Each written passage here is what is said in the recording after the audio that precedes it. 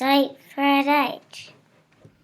Hey, welcome back to your Pennsylvania Dutch Minute. I got another cooking episode for you. This might be the start of something here, like a mini sub-series or something. But in any event, this morning we made sauerkraut. And if you didn't see that video, go back in the queue and watch it. Today we're making one of my favorite Pennsylvania Dutch recipes, and that is corn pie, or Welschkanboy. Super old recipe, very simple. It's only got really 5 ingredients. We'll talk about those in a minute. But here's an instance where in Pennsylvania Dutch we talk about like pot pie, which isn't a pie. Corn pie is a pie. And it's one that, it's easy to make in the summer with fresh corn. So the ingredients you'll need, pie crust, pie shells, which you can make your own, of course, or you can buy those pre-made ones. Some hard-boiled eggs, fresh corn cut off the cob. This was just picked this morning from our garden. We cut it off. It's not cooked, it's raw. And some par-cooked potatoes that have been, I had them boil whole for about 10, 11 minutes. So they're not cooked all the way through, and then I diced them. Butter, milk, and a little salt and pepper. So this was a common meal growing up in the summer because we always had so much sweet corn in our garden.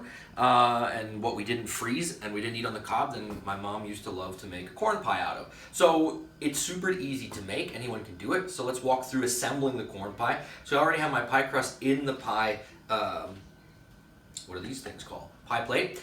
And the first thing that goes down is a base of these par-cooked potatoes. So we're just going to put them in, and we're going to make sure it's about an even layer across the bottom. And again, these aren't cooked all the way through because this is going to bake. So, like I said, I had them whole. I peeled them and boiled them whole for about 10, 11 minutes. So they are semi-cooked, but they're not completely cooked all the way through. They'll complete cooking when it's baked in the oven. Okay. And this was 4 full-size potatoes, or 3 full-size and 1 halfy. So once you have your base of the potatoes down, now it goes in the fresh corn. And it's a really easy recipe to put together. You just make sure the corn gets distributed evenly. If you had a sheet for this is about 5 cobs. It all depends on how big the kernels are and the cobs of corn that you have.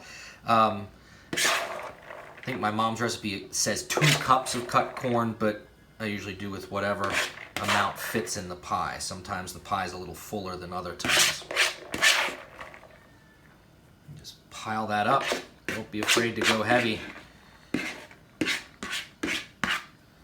And we just want to even that out a little bit. Next, we're going to take some hard-boiled eggs. Again, it depends on how big of a pie you're making. We're going to slice them. Ooh, this one fell apart a little bit, but that's okay. And then we're just going to take those slices and lay them throughout the pie.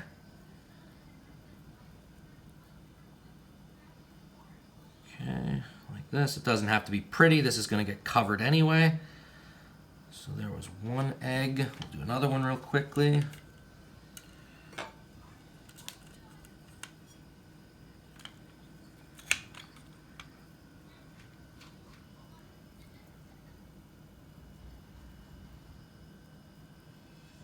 It's another good way to get rid of eggs if you have chickens at home.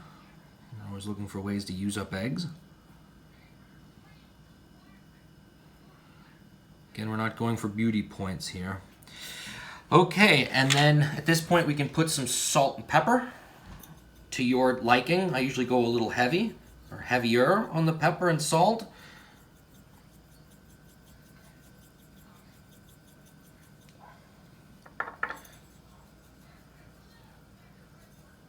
And now a little bit of butter. Again, this is to your liking, however much you want. I usually cut a couple of slices. It's going to melt down into the pie. Of course, you know us Pennsylvania Dutch tend to go a little heavier on the butter than maybe some other cuisines, but that's okay.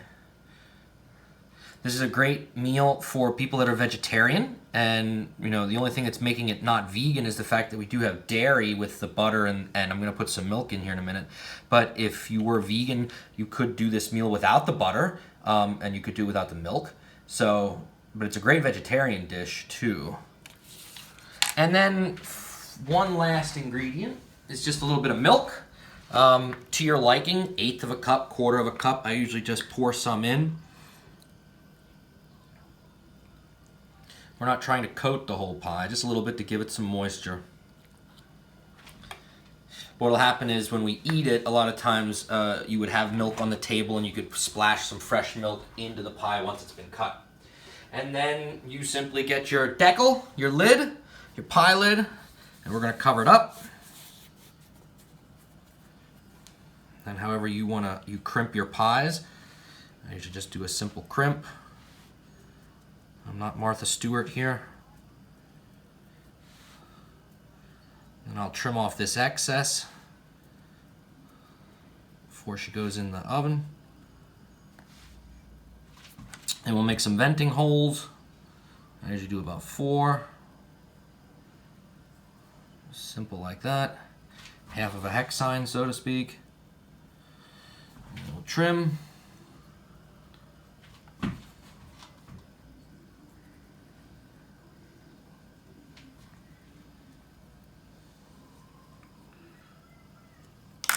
And this will then go into a preheated 350 degree oven, and it'll bake for 1 hour. You'll want to check it, or until golden brown. So simply put in like this. And 1 hour, I usually check it around 45 minutes to see how the crust looks. But an hour is usually no more than an hour. You'll get that out, and we'll cut and show you what it looks like when it's all done. All right, welcome back. Just pulled the corn pie out of the oven. Here she is. Like I said, about an hour at 350 till it gets brown, which looks that way. Now we're gonna cut into it and take a piece out, show you what it looks like. And there's a good chance the piece is gonna crumble apart. That's just the way these pies tend to happen. It's not gonna stick together like a fruit pie or a pie that you're used to thinking of. So we'll just, she's still pretty hot. Cut in. I wish you could smell it.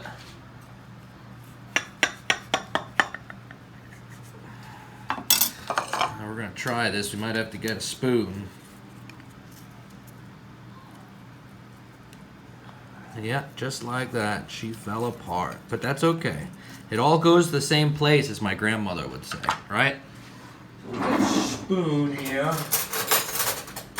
Get mullet level. We'll dig some of this out. Just lay this in there. You can see. Take as much of a heaping helping as you want. I'll spin this so the camera can see. That's how it just bakes in there like that. It gets good and crunchy. And what I'll usually do is, then I'll take this crust and I'll just chop it up, and then everything gets mixed together. A little bit of salt and pepper, and maybe a little bit more milk. That's what a lot of my grandparents would eat it that way. It doesn't look like much, but together, man, it is delicious. So, Welsh corn pie, traditional Pennsylvania Dutch meal, perfect. Hits all the spots. You can try it too. It's a simple recipe. I gave you the ingredients. It isn't that much work. It's easy to make. 350 for an hour. Go watch a TV show, come back, it's done. All right, till next time. If you have a question that you'd like me to answer, feel free to email me. Subscribe to the YouTube channel, tell your friends, share the love, and until next time, Macht's gut. Macht's gut.